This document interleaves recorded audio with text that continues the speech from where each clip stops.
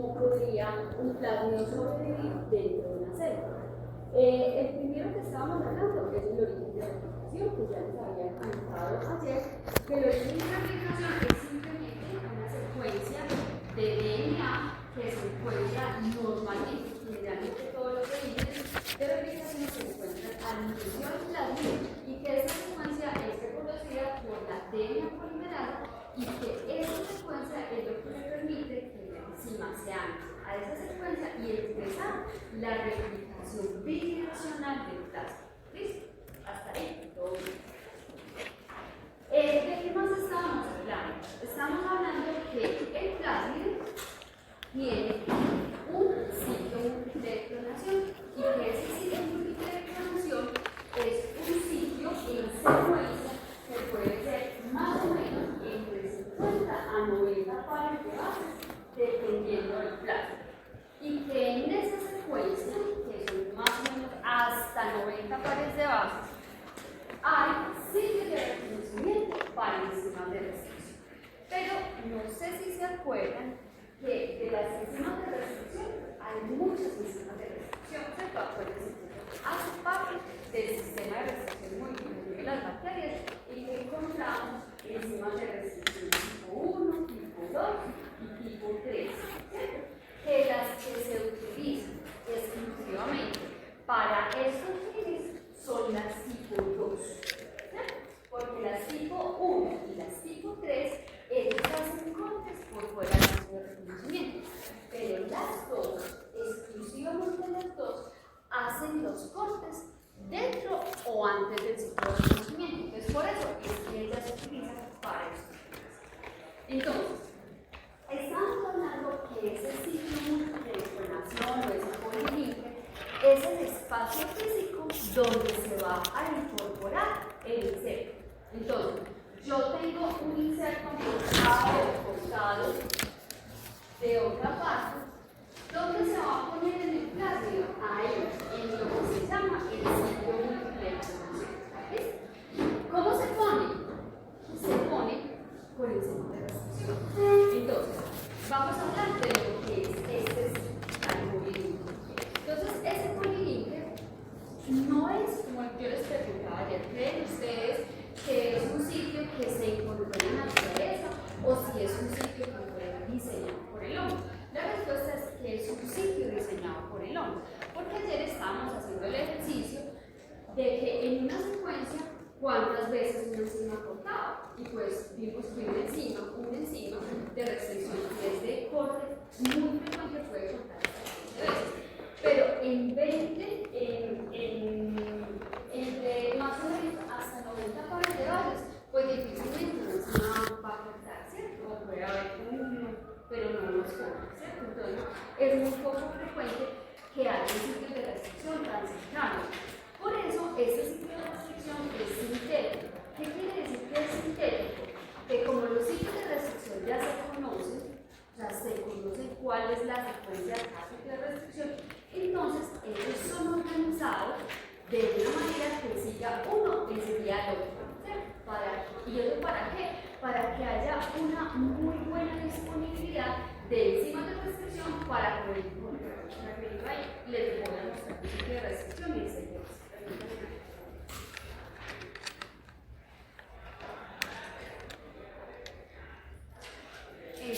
Por ejemplo, este es uno de los que vamos a trabajar, que es el PUC18. Entonces, miren, en secuencia es eso. Miren que este vector de clonación que se llama PUC18, él tiene un sitio de reconocimiento, un sitio de clonación que va desde la posición 399 hasta la posición 499.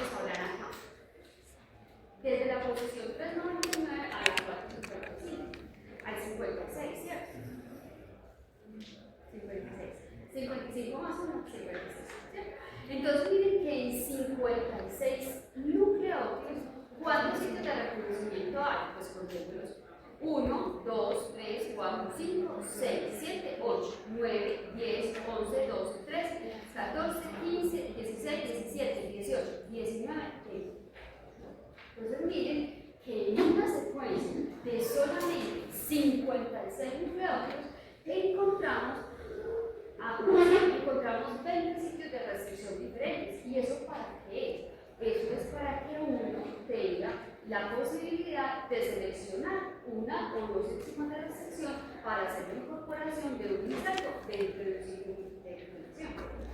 Entonces, pero esos sitios de restricción, este es solamente el punto 18.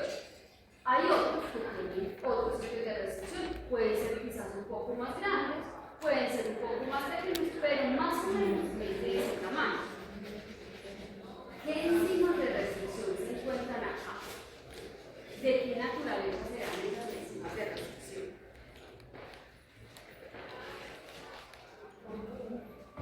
¿Qué hacen? Por ejemplo, si se acuerdan de las enzimas de restricción, hay unas que su sitio de reconocimiento es de 4, otro de 6, otro de 8, hay unas poquitas, otras más poquitas de 10, pero normalmente los sitios múltiples de clonación, ¿de cuáles hay?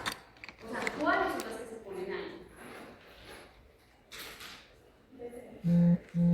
Las de 6, las de 4 no se ponen ahí, porque las de 4, las enzimas de restricción que su sitio de reconocimiento es de 4 nucleótidos, ¿serán de corte frecuente o de corte muy frecuente? Son de corte muy frecuente. Entonces, si yo tengo una secuencia que yo quiero clonar dentro de un sitio múltiple de clonación, y por ejemplo la corto con alguno que es de corte muy frecuente, o con TAC1 que es de corte muy frecuente, o con HAI3 que es de corte muy frecuente, o con CFO que es de corte muy frecuente, pues corro el riesgo de que haya alguna posibilidad de que esa enzima me corte el fragmento. Y uno cuando va a clonar un fragmento, clona el fragmento completo, no un pedacito, ¿cierto? Entonces, ¿eso qué querrá decir? Eso quiere decir que el fragmento que uno desea incorporar en un sitio múltiple de clonación no puede ser cortado con las enzimas que se van a utilizar para el proceso de clonación. Entonces, me voy a devolver aquí. Entonces, una característica. Todas estas enzimas de restricción son de corte frecuente. O sea, vienen sitios de reconocimiento de 6 a 0. ¿Por qué? Porque las de corte frecuente pues, se pueden cortar el inserto o el inserto. Me voy a devolver.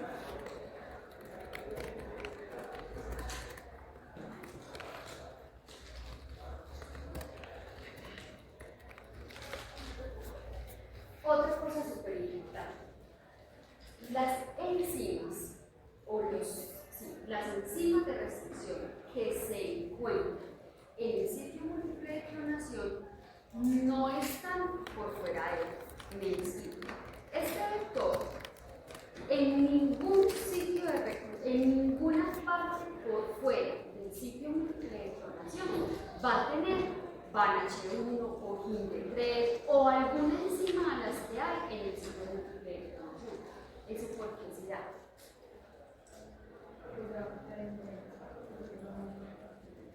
Porque dañamos el vector. Por ejemplo, si para fines de clonación, por ejemplo, como vamos a trabajar hoy en el laboratorio, utilizamos BANH1 y EcoR1, entonces eso lo que significa que aquí está mi ahí está BANH1 y EcoR1. Entonces, el vector sería cortado por BANH1 y con EcoR1, ¿cierto? Pero si por algún extraño motivo hay un sitio de restricción, BANH1 o EcoR1, ¿qué pasa? Pues la enzima corta, la enzima siempre va a cortar donde encuentra el sitio de reconocimiento. Entonces, al cortar, ¿qué pasa cuando se hacen los cortes? Pues le queda un fragmento, 2 fragmentos, 3 fragmentos, y empieza a escribir aquí 4. Entonces, digamos, dañamos completamente el vector. Entonces, por eso es que el vector solamente tiene sitios de reconocimiento. O sea, las enzimas que hay en el sitio múltiple de clonación no están por fuera. Eso no significa que este material genético que está aquí no sea reconocido por otras enzimas. Claro que sí. El DNA puede ser cortado por otras enzimas. Les voy a mostrar aquí un vector que es este, por ejemplo. Este está completo y están los sitios de restricción. Miren que acá es el mismo Q18, o sea, este mismo, nada más que este pedacito es el que estoy mostrando acá. Entonces miren que todo el vector va a ser cortado por diferentes enzimas de restricción. ¿Sí? ¿Por qué? Porque es lineal, es secuencia. Pero las enzimas que están acá, los sitios de reconocimiento que están en el sitio múltiple de clonación, no están por fuera de él. Eso es lo que vale de un vector. Bueno, realmente esos vectores ya no son muy caros, incluso lo regalan a uno. Pero antes sí era muy costoso. ¿Y es por qué? Porque prácticamente todo el vector se ha tenido que modificar para inactivar los sitios. O sea, el PUB18 inicialmente, cuando se diseñó, él venía de otro plasmid. O sea, el esqueleto venía de otro plasmid nativo. Entonces, todos esos sitios que uno encuentra por ahí, pues esos sitios se tuvieron que modificar, se tuvieron que hacer cortes para retirarlos. En fin, muchas cosas. ¿Para qué? Para inactivar esos sitios. Entonces, esos vectores que ya se tienen comerciales, pues digamos, ya han sido trabajados desde hace mucho tiempo. ¿Para qué? Para que el sitio múltiple de conexión, ahí solamente estén unas enzimas que cortan exclusivamente ahí y no. ¿Listo? Entonces, que quede claro que las enzimas que cortan en el sitio múltiple de clonación solamente cortan ahí y no por fuera. Si lo cortaran por fuera, lo dañarían. Bueno, entonces ya les expliqué que este número de nucleótidos es sintético y es porque tiene una organización específica y en ninguna parte de la naturaleza vamos a encontrar una organización como esta. Bueno, la utilidad es que en este punto, o sea, en ese sitio es donde se va a incorporar el insecto. ¿Cómo nos incorporar el insecto ahí? ¿Cómo yo puedo decir, o cómo fue que yo digo, porque la guía dice que se va a hacer con VAN H1 y con QR1?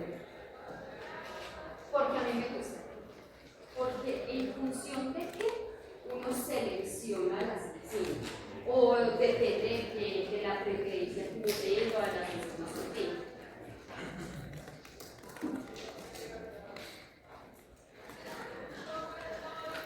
¿Cuál será el criterio para uno seleccionar las enzimas de restricción con las cuales uno va a incorporar un fragmento dentro de un sitio múltiple de clonación?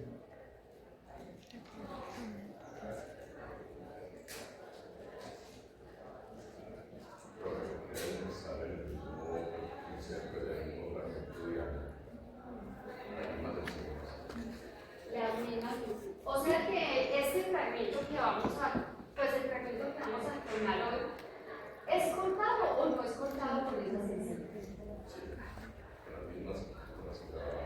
Sí, en la guía dice que ustedes deben cortar por esas enzimas, pero ¿dónde va a cortar? Sí,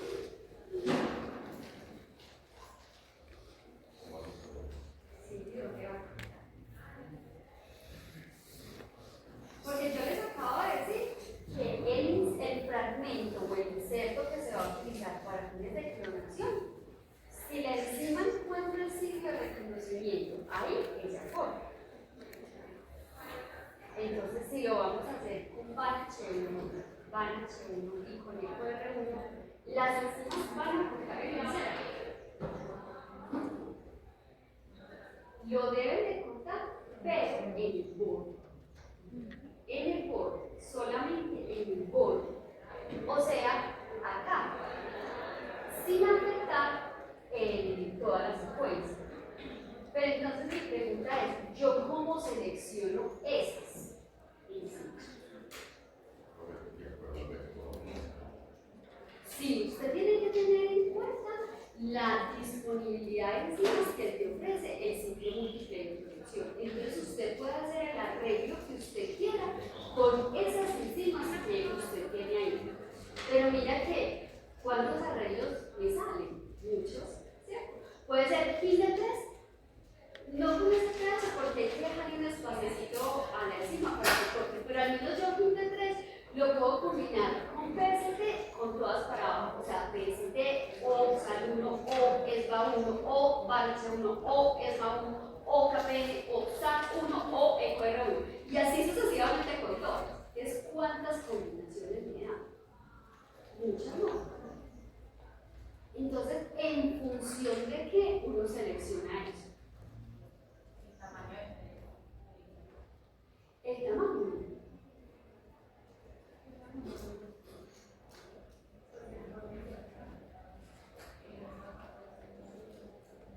no tiene que ser complementario. Pero ¿cómo le doy esta complementario? Bueno, voy a hacer una cosita aquí para que, digamos, a ver, yo puedo tener, el fragmento que ustedes se les va a entregar hoy es un fragmento aproximadamente de 1000 pares de bases. ¿Cierto? Ese fragmento fue modificado previamente por PCR. ¿Cierto? Entonces, mi pregunta es, las enzimas de restricción que se van a utilizar son BANH1 y EcoR1.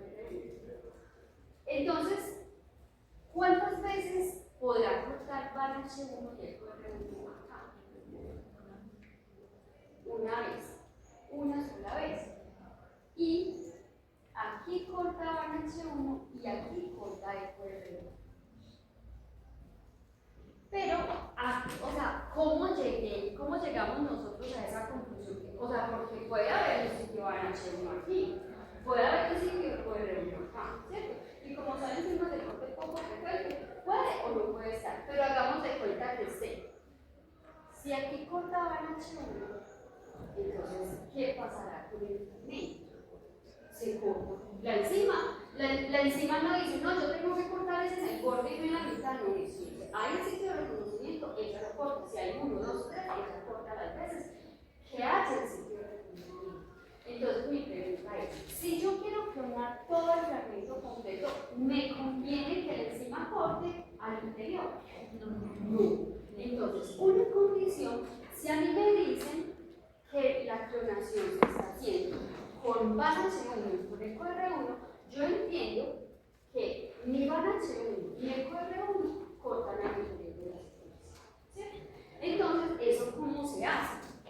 Pues eso se hace. Normalmente lo que uno hace, a ver si aquí,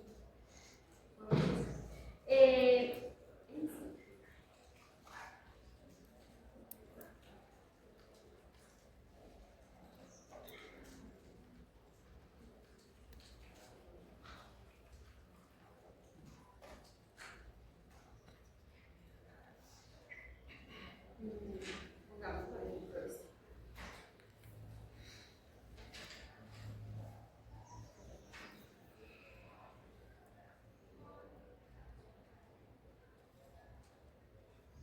¿Qué líquidos puede decir que para qué proteína tiene?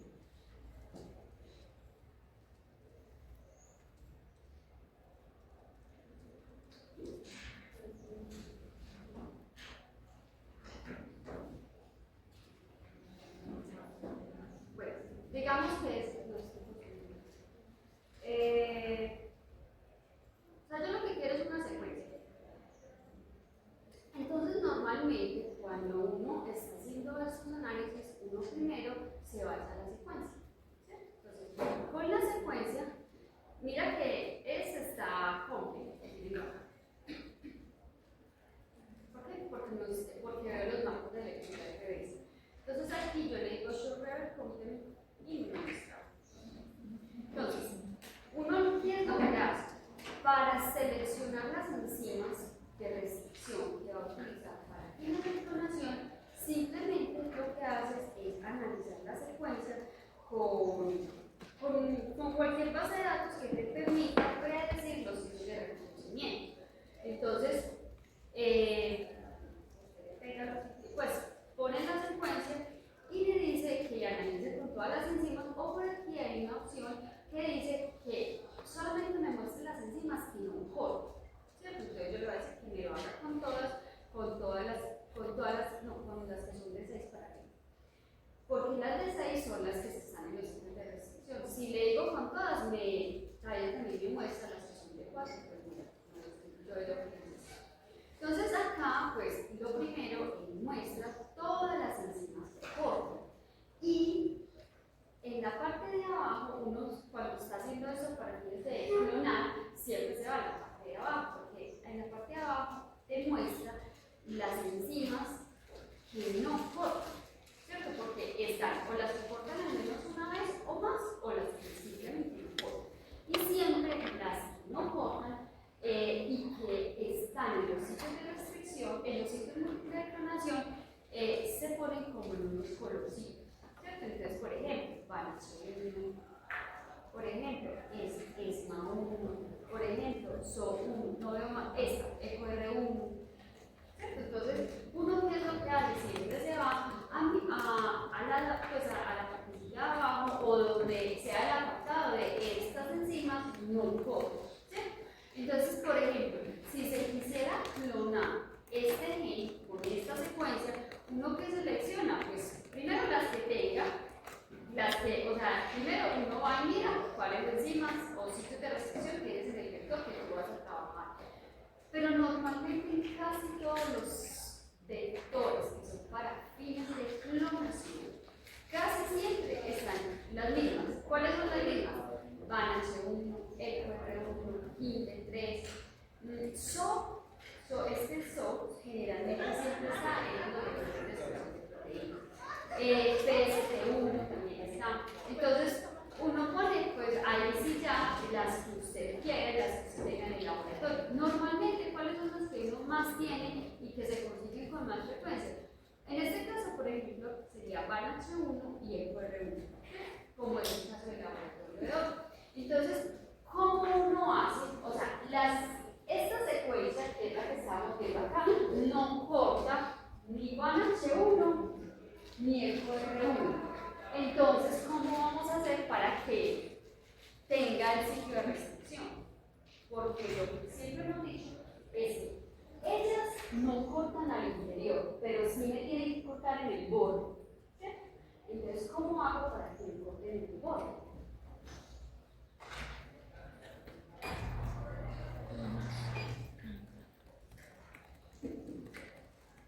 Porque si yo amplifico este fragmento solito, así, solito con diseño unos timers, un forward y un reverse, ¿qué pasa? Y lo pongo con las enzimas, pues las enzimas no le van a hacer nada. ¿Por qué? Porque no tienen sitio de restricción.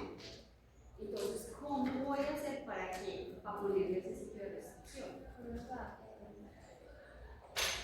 Los primers, acuérdense que uno siempre los manda a hacer, uno los diseña, ¿cierto? Entonces en el primer se le pone. Entonces, recuerden que siempre el primer forward es la secuencia que está en la cadena positiva y el primer reverso en la cadena de abajo. Entonces, ¿uno qué hace? Pues le pone el sitio de reconocimiento, ¿cierto? Entonces, pues, a ver, vamos.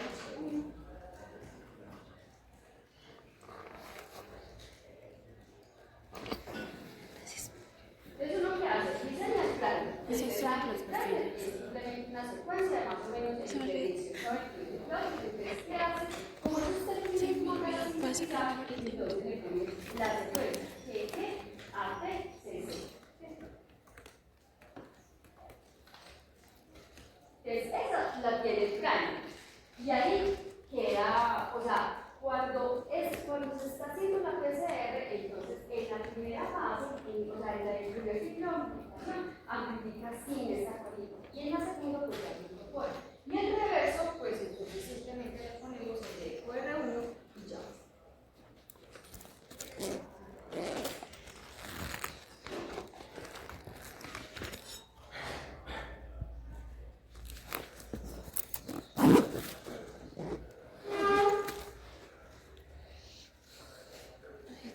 Entonces, ¿qué es lo que pasa? Cuando se amplifica por PCR, entonces, dependiendo de la enzima DNA polimerasa que usted utilice, entonces, cuando se amplifica, pues estos sitios quedan complementados.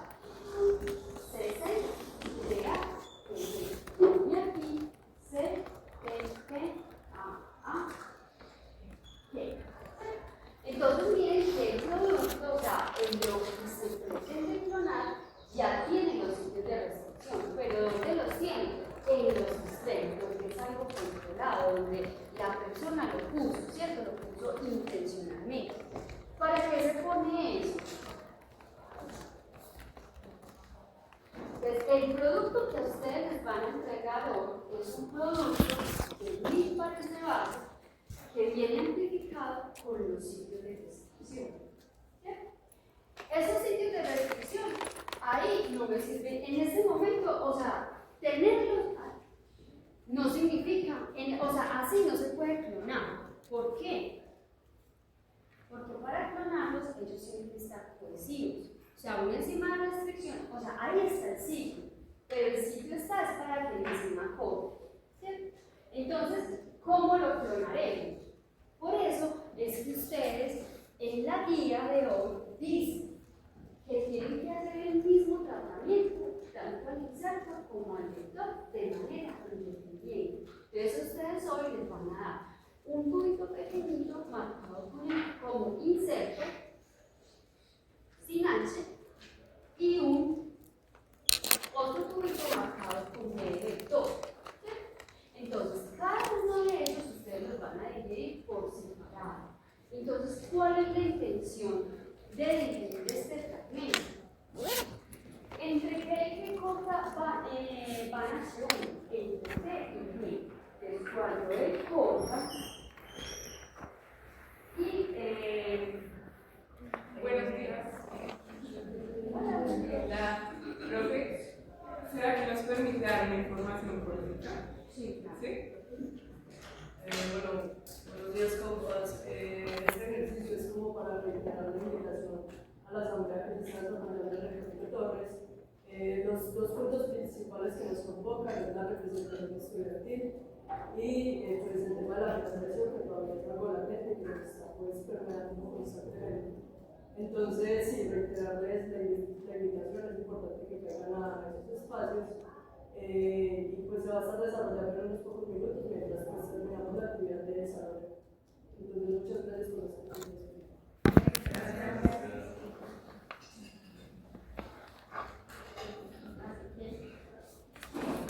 ¿Continuamos o cerramos con las preguntas? Sigamos. Continúa. Bueno, entonces, las enzimas de restricción, ellas cortan donde está el sitio de reconocimiento. Entonces, entre aquí, si uno no sabe los sitios, pues simplemente los investiga y ahí, donde está la flechita, es donde se hace el corte, ¿cierto?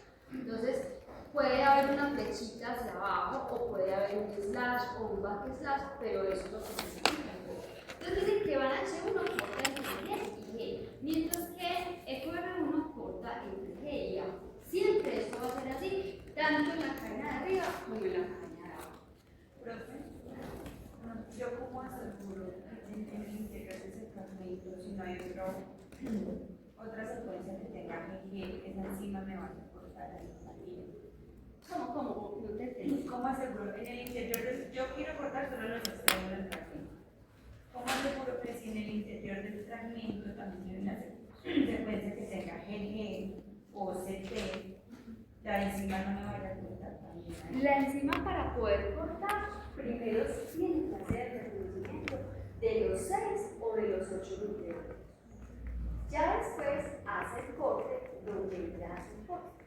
Pero tiene que hacer primero el reconocimiento de los 6. Yo te entiendo que, digamos, muchas combinaciones de este sitio de restricción, sean 4 o sean 3 o sean 2, están aquí, obviamente, ¿cierto? Pero él no va a hacer solamente hacer corte. ¿Dónde está? No sé. Y ahí, entre los nucleótidos. Entonces, si el corte se hace entre G y N, ¿qué es lo que pierde el C? Los bordecitos, porque recuerden que la enzima de restricción, ¿qué difiere aquí y qué difiere aquí? ¿Qué corta? 12 clases por su 10. Entonces él queda ahí como sueltecito. Entonces los voy a borrar porque eso es lo que pierde normalmente en un sello. Es por eso que se hace un borde cohesivo. ¿Por qué se dice que es cohesivo? Porque es una cadena no apareada. O sea, no tiene complementario, sino que está ahí, o sea, como que le cuelga una manito. ¿Sí? Y aquí la enzima corta entre G y A. ¿Sí? Entre G y A. ¿Dónde esté? Entre G y A. Entre G y A. Y aquí sucede exactamente lo mismo.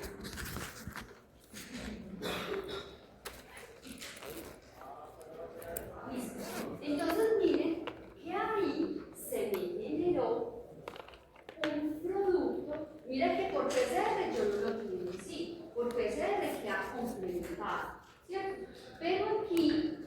así me queda con los bordes cohesivos. ¿Listo? Entonces, así es como pretendemos que nos quede el vector. Ahora bien, ¿qué es lo que pasa con el vector no es cero?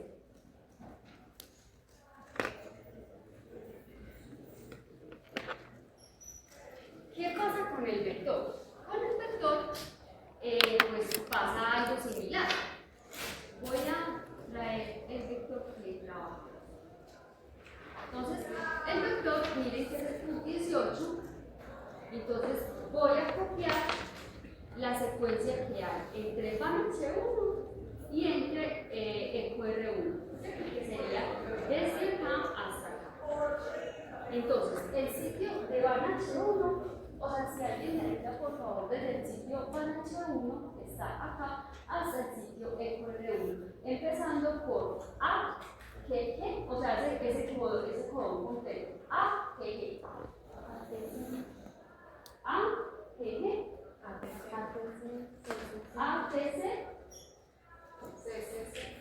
C, G, T, A, C, C, G, A, C, G, A, G, C, T, G, C, T, C, G, A, C, G, A y A, T, T.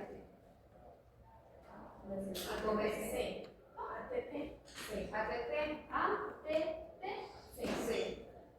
Ahí termina el ciclo. Ahora, voy a dibujar el complementario. A, G, G, G, G, C, C, C, A, T, G, C, perdón, G, C, T, C, G, A, G, C, T, T, A y G. ¿Sí o no? Aquí obviamente todo el plasmio es DNA. Entonces, y acuérdense que eso es una estructura común. ¿Sí? Ya. ¿Sí o no? El plasmio que les van a entregar es una estructura circular, no es lineal. El lineal es gris. Entonces, por aparte, ustedes también tienen que definir el vector. Entonces, el vector ya sabemos que solamente va a tener los sitios de reconocimiento de las enzimas del ciclo múltiple solamente en el ciclo múltiple. Entonces, ¿qué vamos a hacer? Buscamos GG a TCC. GG a TCC. ¿Sí o no? ¿Entre cuál y cuál cosa? Entre la G y la G. ¿Cierto? Entonces, entre G y G. Y el otro es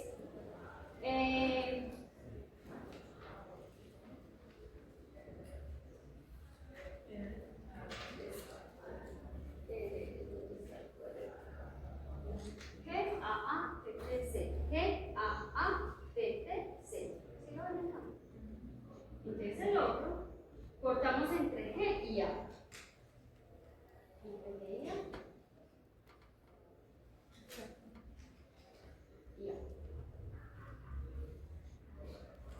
Y A.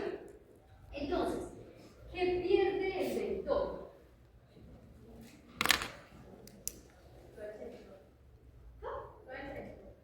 El centro, porque miren que el vector es de un tamaño de cuánto fue que les habíamos dicho, 2686. 2686 nucleótidos. ¿Cuántos nucleótidos habrán aquí? Realmente son como alrededor de 20. 1, 2, 3, 4, 5, 6, 7, 8, 9, 10, 11, 12, 13, 14, 15, 16, 19, 20, 21. ¿Sí? Entonces, ¿qué es lo que pasa?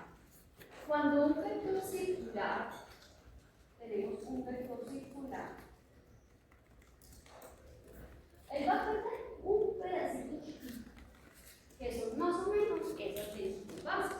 Entonces, esto normalmente, ¿qué es lo que uno hace? Pues lo pone en un gel de agarosa y el de arriba es el fragmento grande, entonces ese es el fragmento que uno corta y el pequeñito por un interés. Entonces, ¿qué hacemos? Lo mismo.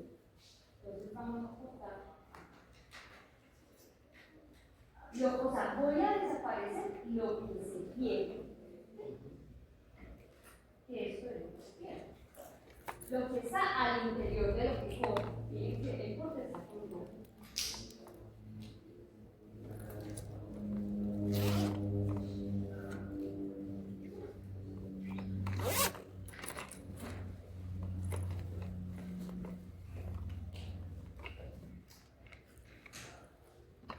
Bueno, entonces, ¿qué es por qué se clona con enzimas de restricción? Porque al diferir con la misma enzima o con una enzima similar que le elimine el mismo borde y que ese borde sea complementario al otro borde, entonces podemos hacer la clonación.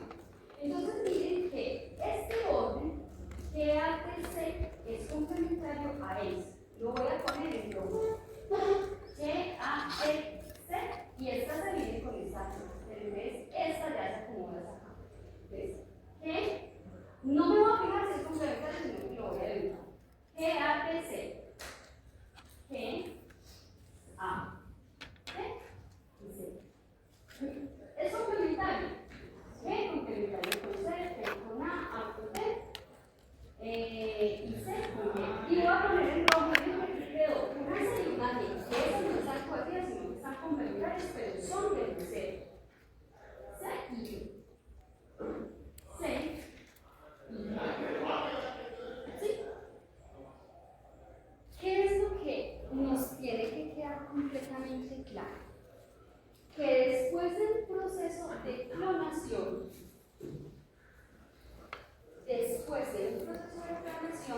siempre se restablece el sitio de conexión. Me explico. Como un borde lo quiere el insert y un borde lo quiere el insert y otro borde lo quiere el vector, entonces después de que se hace la clonación, miren que va a quedar restablecido el sitio, o sea, al menos el sitio de restricción que utilicé. Si se acuerdan que el sitio de balance 1 era GATCC, GATCC. Para el otro lado, entonces lo voy a describir en rojo. Entonces, resulta que aquí lo hice al revés. ¿Se acuerdan que el inserto, lo que puse, como era en la cadena de abajo, lo tuve que hacer en la cadena de arriba para que me quedara bien? Entonces lo voy a poner. Porque si no, no me va a dar. El sitio, ese es el de Banachero. El de QR1. G, A, A, T, T, C. Debe ser acá. G, A, T, T, C. Dibujos complementarios C, T, T, A, G. ¿Sí? Corto entre G y A. Que pierdo el borde, porque estamos en el inserto.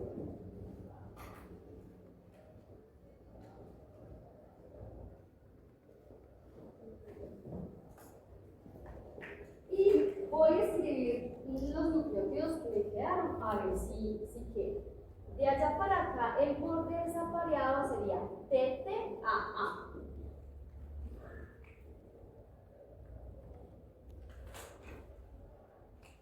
¿Sí o no? TTAA. Para allá me queda una C en la cadena y una G arriba. C y G. ¿Sí o no? Y miren que se restablece el sitio de restricción, que era GAATC. GAATC.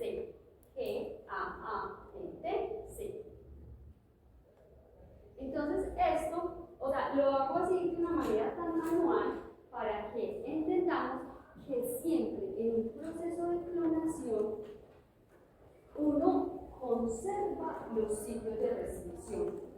Lo que, por ejemplo, en este vector, todo lo que hago entre BANH1 y entre QR1, eso se perdió. Entonces ya no lo va a tener el vector. O sea, lo que es, por ejemplo, BANH1 está aquí, entonces yo perdí ESMA1, KPN, SA1, esos los perdí, esos nunca jamás se van a poder utilizar, ¿cierto? Pero todo eso, lo que está por encima de BANH1 y todo lo que está después de QR1, eso queda tapado. ¿Listo? Solamente se modifica lo que se envió. ¿Listo? ¿Es claro o lo explico de nuevo? ¿Podrías explicar por favor otra vez? Habíamos quedado que con la PCR se amplifica el fragmento y los frames deben de tener los sitios de restricción. ¿De dónde sacamos los sitios de restricción? Pues simplemente cuando uno compra la enzima, ahí dice el sitio de restricción. ¿Sí? Entonces, tenemos los sitios de restricción tanto al 5' como al 3. ¿Cierto? Y el vector también lo dividimos con las mismas enzimas o sea, yo no digo que tienen que ser las mismas enzimas. Y eso sí, tienen que ser al menos unas enzimas que me den unos extremos cohesivos al vector. ¿Sí? Entonces, pues, por ahí hay varios juegos de enzimas que uno a veces utiliza para cortar el inserto, porque a veces el inserto se deja cortar con uno y a veces el vector con otro. También se puede hacer. Pero ¿cuál es la única condición? Que al menos estos dos bordes sean complementarios y que te generen una cola complementaria. ¿Cierto? Esto complementario a esto. Entonces uno dice, que esto por aparte, el vector por aparte, el vector siempre va a perder lo que está en el interior y se reemplaza con lo que hay en el inserto. ¿Listo? Entonces miren que el inserto, el borde que está así comprimido, EATC, C y E, C. El borde que le queda al inserto en el 3' es TTAA, TTAA, la C y la G. Entonces miren que este inserto simplemente lo que hace es reemplazar lo que perdió el vector. Y lo que perdió el vector también tiene el mismo borde. Este mismo borde para H1 y este mismo borde el vector.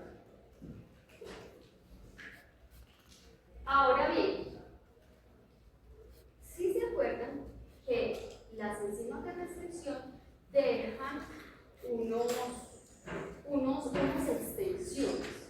Entonces, en genética veríamos que las enzimas de restricción que son de borde, que dejan bordes cohesivos, dejan o una extensión fosfato o una extensión OH.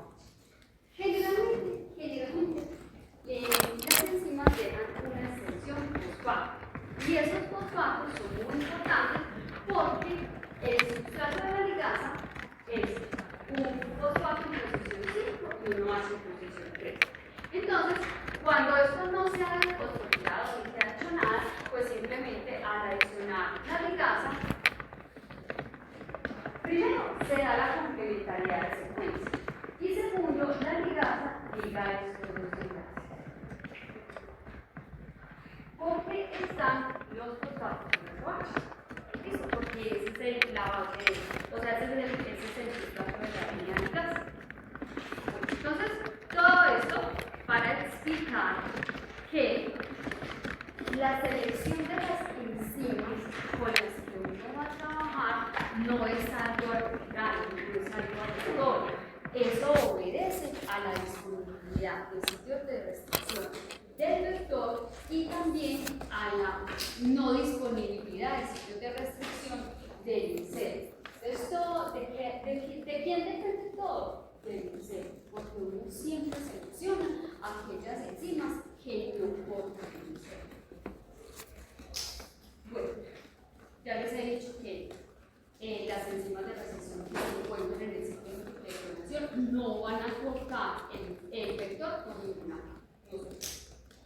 Bueno, entonces en este ejemplo, antes van a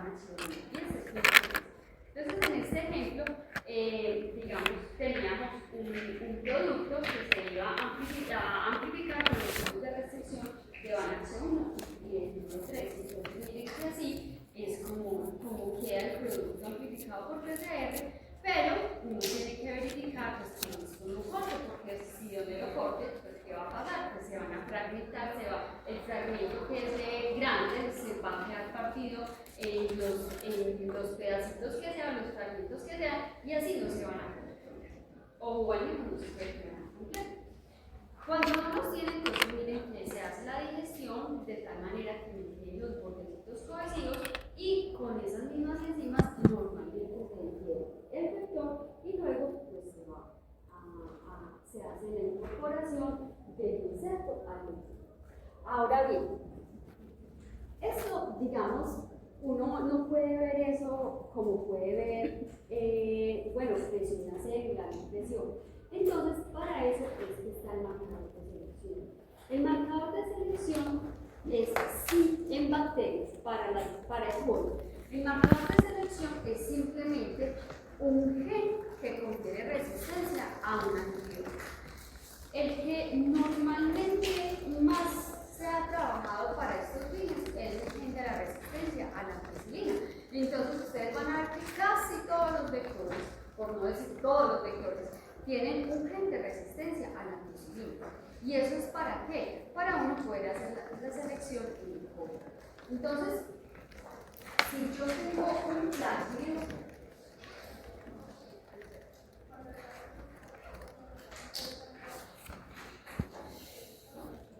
el solito, no, todavía no lo puedo poner en el tengo un plásmido que confiere resistencia a ampicilina, entonces, ¿cuál debe ser el fenotipo de las células para uno utilizar para poder ver el plasma?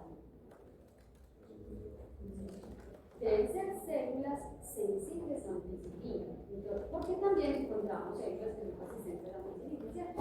Entonces, las células con las que ustedes van a trabajar hoy, con las que van a hacer células competentes, esas células son sensibles a todo. Esas células son unas células de Coli que se llaman top 10. ¿Sí? Ellas vienen de las de H5 alfa, nada más que tienen otras modificaciones, pero ellas son sensibles a todos los antibióticos. Entonces, si yo incorporo este plasmid en una célula de E. coli que es sensible a todo, ¿cuál será el fenotipo de esta célula cuando ya tenga el plasmid? Ampicilina resistente, ¿cierto? Entonces, por eso es que tiene que tener el marcador. Porque el hecho que tenga el plasma, o sea, el hecho que el plasma tenga un marcador de selección, tenga un gen que contiene resistencia a ampicilina, hace que la célula se vuelva resistente a ampicilina, ¿cierto? Entonces, cuando tenemos que un plasma transforma a una célula, ¿Es amoxicilina o ampicilina? Otra característica que es ser resistente a ampicilina. Entonces, hablamos que estas células son transformantes. ¿Por qué? Porque aportan el plasma. Pero cuando ya este plasma está modificado y porta en el sitio múltiple de clonación algo, entonces ya hasta por alguna población de las transformantes son recombinantes.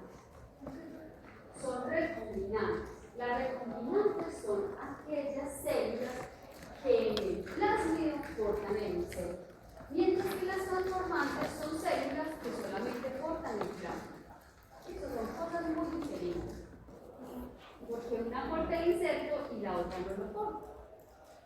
¿Sí o no? Es un juego de palabras. Sí. El fenotipo transformante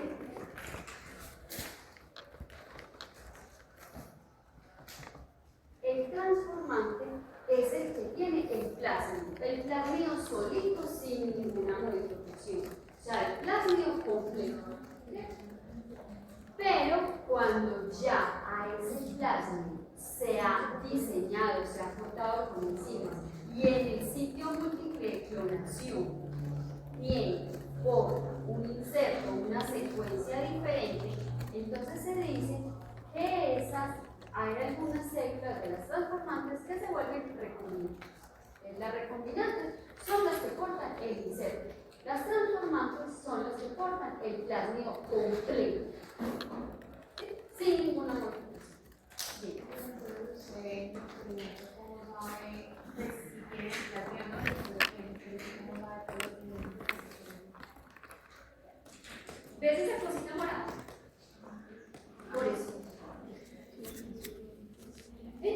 es muy clara la pregunta de la compañera. Yo, ¿cómo voy a diferenciar si yo siembro en platos de NB con ampicilina? ¿Cómo voy a separar la población transformante de la recombinante si la selección solamente se está haciendo en función de la ampicilina? ¿Cierto? Entonces, aquí todos crecen. Si yo lo hago con ampicilina, todos crecen. Y entonces yo no sé quiénes son transformantes y no sé quiénes son recombinantes. Entonces, para eso, en los vectores de clonación, solamente en los de clonación, está este moradito, que ya les voy a decir que es moradito. Pero primero les voy a explicar lo de los marcadores de selección. Los marcadores de selección simplemente son genes que portan el promotor completo, o sea, es todo el gen con el promotor.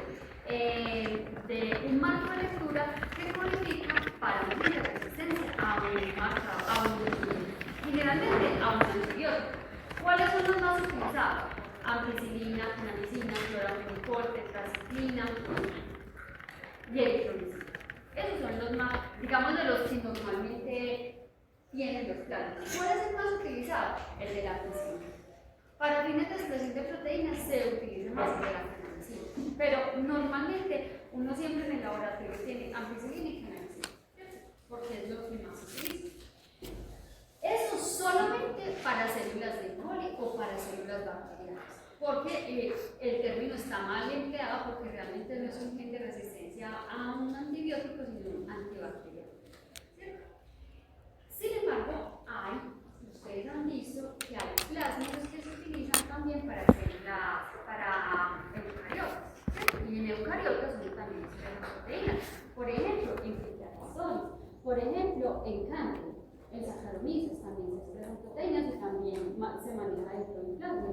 Entonces ahí se utilizan lo que son los marcadores de oxidotropía, que es un mismo marcador de selección, pero digamos opera de una manera un poco diferente, porque ustedes saben que las células eucariotas, pues una ampicilina no le va a hacer nada. Entonces, si saben que son marcadores ausotrópicos o que es ausotropía. Prototrópico.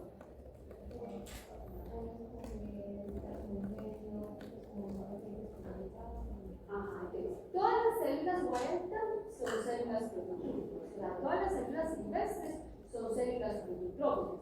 No necesitan ningún nutriente, ningún metabolito particular para esas crisis, ¿cierto? Entonces, ¿qué pasa con estos marcadores? Como con las células eucariotas, pues digamos, los antifúngicos no se emplean tanto para estos fines, entonces se emplean con los marcadores de oxidotropía. ¿Cuáles son los marcadores de oxidotropía que más se utilizan para células eucariotas? Picopipia, Saccharomyces, Candida. Uno que se llama el uracilo y otro que se llama el criptófano.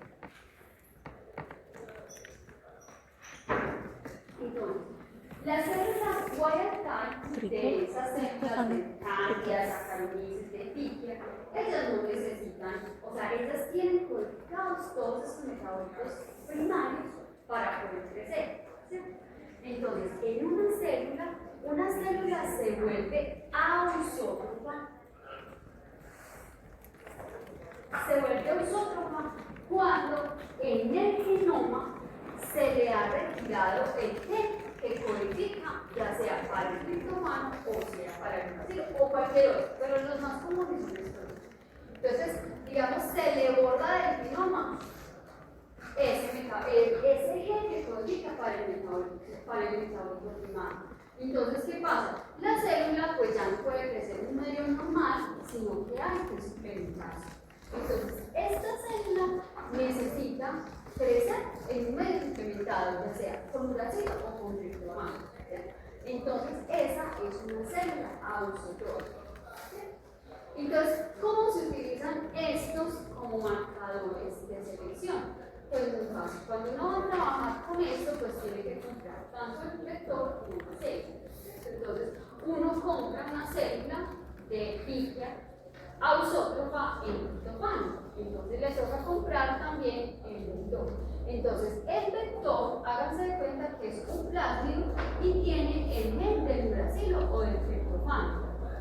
háganse de cuenta que lo que hace cuando uno trabaja eso es que el plásmido suplementa lo que el genoma no tiene.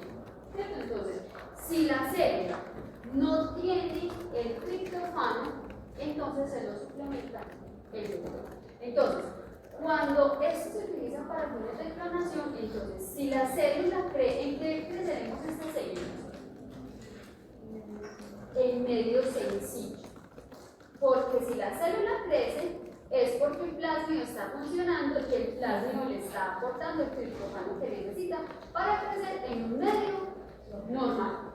Si queremos crecer la célula sola, la célula solita, hay que poner el triptofano. Si no, usted se suplementa del plasma. ¿Listo? Entonces, digamos, esos son los marcadores que se utilizan. Ustedes ya saben que un marcador de ausotropía hace referencia a que la célula en el genoma no tiene un metabólico primario, entonces lo suplementa el plasma.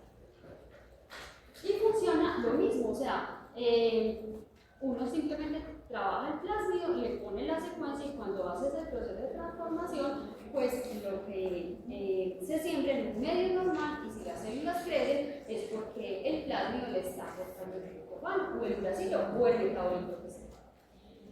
Bueno, entonces ahora vamos a resolver la pregunta esa de cómo diferenciamos las células transformantes de las recombinantes. Cuando usted siembra un medio suplementado con ampicilina, por ejemplo en este caso, si estuviéramos trabajando con el 18, él tiene un gen de resistencia a ampicilina. Pero entonces, uno siembra en ampicilina y van a crecer ¿quiénes? Todas las que tengan el plasma. Sea que puede tener inserto o también puede ser que no lo tenga. Puede suceder las dos cosas. A veces, por cuestiones de muchas cosas, a uno le toca trabajar así, aunque el plásmido tenga plasma. O también hay unos plásmidos que simplemente no tienen lo que les puedo explicar. Pero uno tiene que saber eso, porque el plásmido está trabajando para saber cómo trabaja. ¿Cómo creen ustedes que uno puede separar o cómo puedes caracterizar las células? O sea, visualmente no se puede, porque todas las células van a crecer, son células que su fenotipo es resistentes a ampicilina, nada más. Entonces, ¿cómo tú puedes saber cuáles son las transformantes y cuáles son las recombinantes? Como con colorante. Sí, pero hagamos de cuenta que no lo tiene. Porque eso es lo del colorante que tú dices, eso depende de si lo tiene el plásmido. Pero si no lo tiene, uno puede trabajar con otros plásmidos que no tienen ese sistema. Entonces, ¿cómo haríamos para separar eso? ¿Cómo haríamos para diferenciar? Ah, bueno, esta es transformante y esta es recombinante, o esta es la que me sirve y esta es la que no. ¿Cómo haríamos? Se le confiere otra característica. ¿Cómo? Se le confiere otra característica. No. Como que la producción de enzima o metabolismo permite la compuesto que se puede ver en la cultura. Les voy a mostrar lo que tiene el plásmido. Un plásmido, que son para fines de clonación, tiene lo mínimo necesario para vivir dentro de una célula, porque está destinado, es para que en el sitio múltiple de clonación usted ponga todo lo que usted quiere, porque estos plásmidos uno puede poner, digamos, fragmentos hasta de 10 pares de bases, 10 kilobases, pares de bases. Entonces, hay veces que hay unos plásmidos que son un poco más pequeños y porque no botan, por ejemplo, los plásmidos de expresión de proteínas, no ponen esos sistemas porque es perder nucleótidos en un sistema de selección.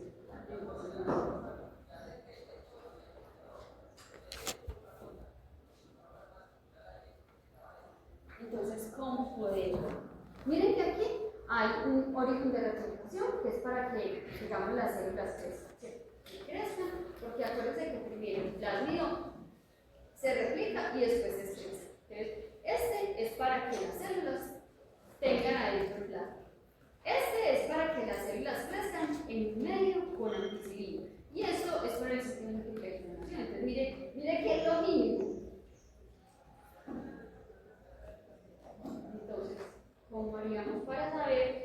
¿cuáles de las que me crecieron son R o son T?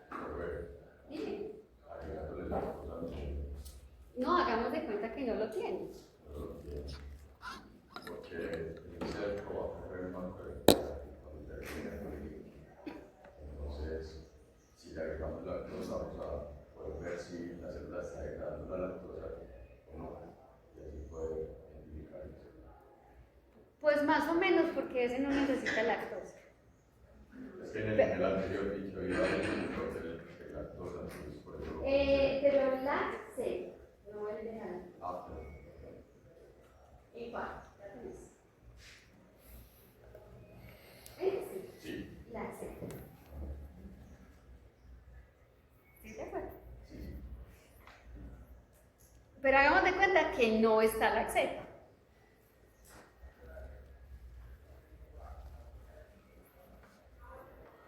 O les explico cómo funciona la lac-Z para ver entonces cómo le hacemos. Como dice Juan Guillermo, este plasmio es un plasmio que te permite, pero quiero aclarar, no todos los plasmios son así, no todos, incluso los de clonación. La gran mayoría de plasmios de clonación tratan de tener un sistema de selección 2 en 1. O sea, ¿qué es un sistema de selección 2 en 1?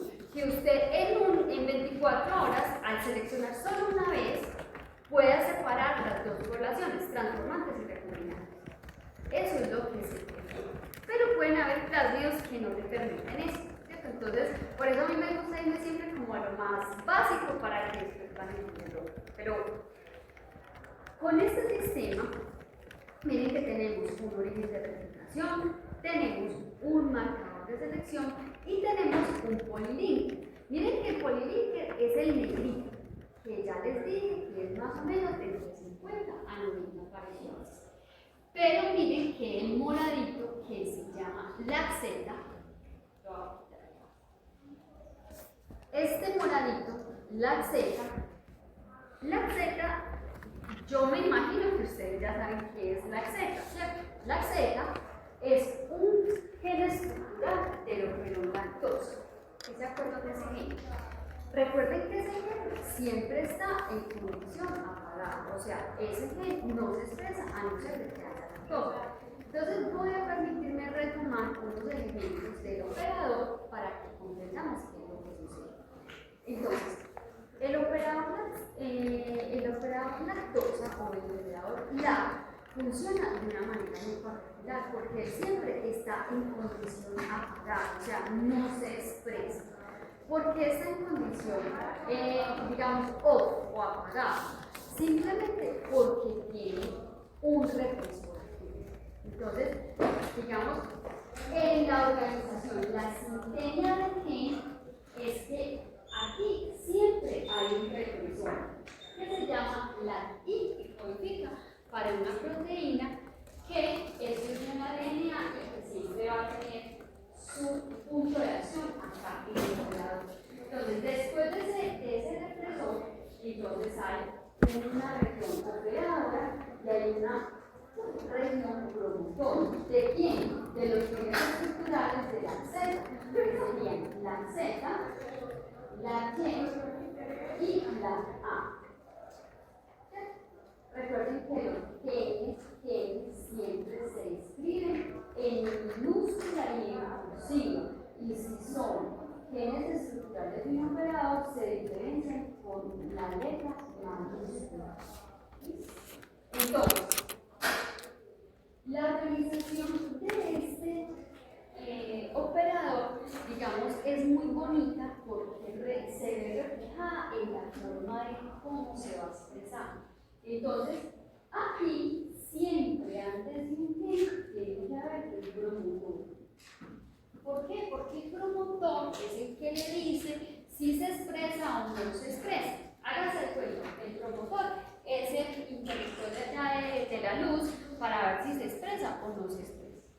Entonces, siempre el promotor, el que está activo, es este, que codifica para este marco de lectura, que es el gen LAC-I, que codifica para una proteína. Y esa proteína tiene actividad solamente cuando se forma un tetrámero. O sea, se necesitan 4 copias de este.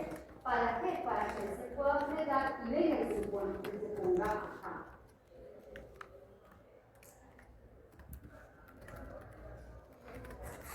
Entonces, cuando esta proteína se produce, que siempre se está produciendo. ¿Y por qué siempre se está produciendo? Porque no es normal que una bacteria crezca en lactosa. Pues la lactosa puede estar, pero digamos no es un carbohidrato que tan frecuentemente es para que lo degrade, ¿no?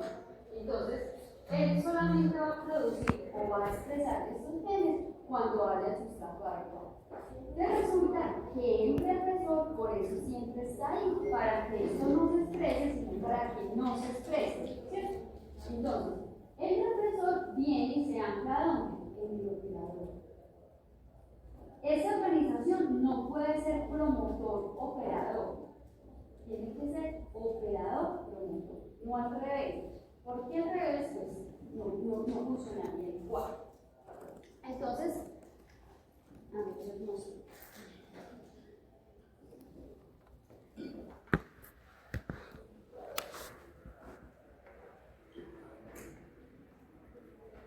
No, tiene que ser al revés. Perdón. Está el promotor. Está el promotor y luego el operador. Porque el operador se une. ¿Quién se une al promotor? La adenina polimerasa, ella viene y siempre se pone en el promotor.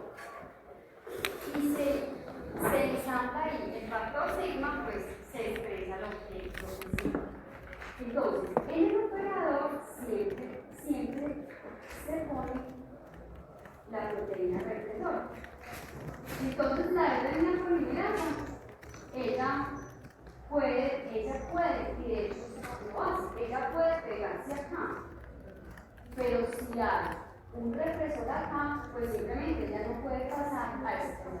Por eso tiene que tener esa organización promotora. Entonces, ¿qué es lo que pasa? Este siempre es de expresión constitutiva, o sea, el represor, que significa expresión constitutiva, que siempre se van a estar expresando pocas cantidades, pero es una cantidad, digamos, suficiente para mantener esto transcripcionalmente secuencial. Entonces, ahí se puede entrar la adenina polimerasa, pero mientras haya un represor, ella no va a poder pasar hasta escribir los genes estructurales. Entonces, acuérdense que esta codifica para qué? Una enzima que se llama beta-galactosidasa. Esta codifica para una proteína y esta codifica para una transaminasa. En total, o sea, ese operador es muy grande. Y este gen, el gen más grande de estos es el gen LAC.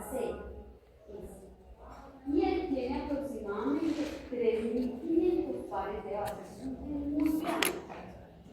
Pero, digamos, así es como funciona de manera natural. Entonces, miren, tenemos la Z, la Y, la A.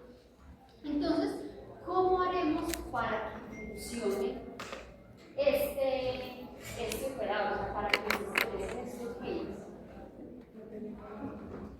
Con la presencia de la lactosa tiene la capacidad de cambiar la configuración de esta proteína represora, y al ella cambiar la configuración, pues simplemente pierde afinidad por este sitio, y al perder la afinidad, pues simplemente se cae, o sea, deja de estar estorbando ahí, y ya la RNA primera se puede pasar y expresar los genes que se necesitan para degradar la lactosa. Pero miren que aquí están los tamaños de los genes. Miren que la I es un gen que tiene 1040 pares de bases. La Z son 3510. La Y son 780 y la A son 825. Esos son los genes para decirles que miren que el más grande es la Z, es un gen muy grande. Pero entonces, acá, cuando se va o cuando se trajo este gen, no se trajo el gen completo, se trajo un pedacito. ¿Por qué? Porque Si el tamaño del vector son 2686 y ya tiene la z', pues no puede ser completo, tiene que ser un pedacito. Entonces acá, a este pedacito, esto que ven ustedes morado, corresponde aproximadamente a 750 pares de bases. Estos 750 pares de bases a los cuales se redujo en la z, miren que no es la z, sino la z'. O sea, es una modificación del gen, es una fracción del gen. Entonces, ese gen, la z, ¿qué es lo que pasa con él? Por bioinformática se empezaron a hacer cortes y cortes y cortes y cortes hasta que se logró llegar a la mínima cantidad de nucleótidos que se necesitaba para que se codificara para una proteína beta-galactosidasa que me diera un poquito de actividad. Entonces, eso es lo que han puesto acá. Una fracción del gen la z que me codifica para una fracción del gen de la beta-galactosidasa. ¿Qué es lo que hace ese gen? Pues simplemente, cuando está así, como ustedes lo ven, sin nada en el sitio múltiple de clonación, él codifica para una enzima beta-galactosidasa que al usted ponerle la galactosa, al ver no lactosa, galactosa, va a dar un color, como ustedes decían, un color azul. Entonces, si yo tengo el pedacito de gen, como lo ven ahí, sin alterar, cuando las colonias crecen acá y el pedacito está completo, sin alterar, sin modificar, entonces él va a codificar para una enzima beta-galactosidasa. Entonces uno en medio, como decía Juan Guillermo, de adición ampicilina, ¿para qué? Para seleccionar toda la población transformada, o sea, todas aquellas colonias que tienen el vector. Y además le echas un sustrato que se llama ex-gal, que háganse de cuenta que eso es galactosa. Entonces, esa galactosa es un sustrato que va a interaccionar con la beta-galactosidasa y las colonias me van a crecer de color azul, porque desprenden un compuesto que se llama 4-fluoro, 3-índigo, no sé quién, y se ponen de color azul. ¿Por qué azul? Porque está la beta-galactosidasa funcionando. ¿Por qué? Porque el marco de lectura no se ha desplazado. O sea, este gen, que es el moradito que está ahí, está completo. ¿Sí? Completito, no le ha pasado nada. Entonces, ellos producen la proteína. Y la proteína tiene actividad beta-galactosidasa. Y si al medio se le adiciona ESGAL, las colonias crecen azules. Entonces, este es un sistema de selección 2 en 1 que tú puedes seleccionar en el mismo momento transformantes y recombinantes. ¿Cómo crecerán las recombinantes? No se ponen azul. ¿Por qué no se ponen azul? Porque simplemente este gen de la beta-galactosidasa se desplazó, no se perdió, o sea, sí se perdió, pero el pedacito que se le perdió con las enzimas de restricción. Pero lo que le queda, ¿qué pasa? Porque acuérdense que esto es de 750 pares de bases. Y si perdió, ¿cuántos nucleótidos perdió? Como 30. Perdón, eran 21, los que habíamos contado aquí. Entonces, ahí se incorporó el fragmento que pretendíamos clonar, que era un fragmento de más o menos 1000 pares de bases.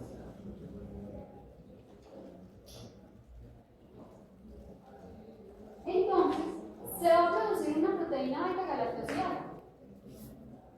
No. ¿Por qué? O sea, sí se produce una proteína, pero la proteína se consigue con este marco de lectura, porque ahí al tener un productor, siempre va a haber expresión de lo que hay ahí. Pero esto no codifica para una beta-galactosidasa, eso codifica es para otra cosa, ¿cierto? Entonces, van a haber bordecitos, pero cuando se restablece, pero no se restablece, cuando se arregla todo el marco de lectura para leerlo como una proteína, pues no va a tener actividad para galactosiada. Entonces, esas son las colonias que van a quedar blancas. Bueno, uno habla de una selección blanco y azul, pero realmente no crecen colonias blancas, crecen colonias de cobre como un color ámbar, que es el cobre. Entonces, pero usted sí puede ver la diferencia entre el blanco, entre el ámbar y el azul. En el azul uno sabe, bueno, son transformadas. Las blancas, pues son blancas, ¿cierto? Entonces, pero esto, digamos, sirve mucho cuando los fragmentos son grandes. Cuando, por ejemplo, son fragmentos pequeñitos, 100 pares de bases, 70 pares de bases, 150 pares de bases, a veces eso no funciona. ¿Por qué? Porque lo que se le pone es muy poquitico. Entonces, digamos, todavía queda habiendo una actividad de galactosiada muy poquita, pero que se ve en azul. ¿Cierto? Entonces, por eso, entre más grande el fragmento, más blanca se ve. ¿Listo? Mientras haya un mejor desplazamiento por el fragmento, pues más blancas se van a ver en un fondo azul. Eso es lo que ustedes deben de hacer. En mi número de voy a hacer las muestras que sí se ven así. Deberían de verse, ¿cierto? Pero cuando también hay que ser conscientes de una cosa. Ese compuesto que se llama 4-fluoro 3 no sé qué, que es el fluoro B, ese compuesto precipitado por el ADN. Entonces ustedes cuando hacen la transformación dicen, ay no, pero eso no se ve azul. Claro, pues a este azul no lo van a ver, porque esta placa ya está incubada 8 días en la nevera, entonces más se precipita. Uno lo ve cuando recién lo acaba de sacar de la incubadora, se ve como un azul celeste muy claro. Si usted lo quiere ver mejor, métalo a la nevera. Entonces, pero miren que sí se ven colonias blancas y azules. Blancas, recombinantes, azules. ¿Alguna pregunta? Bueno, yo normalmente los miércoles suelo terminar la clase a 11:30 para que ustedes tengan tiempo de poner una cosa, si tienen un laboratorio listo. Entonces ya les dije cómo trabaja el día de hoy. Si se quieren ir para la asamblea, no hay ningún problema, no hay ninguna repercusión, nada más que por favor, si se me puede, al menos dos personas que puedan hacer un Ok, porque no sabemos qué.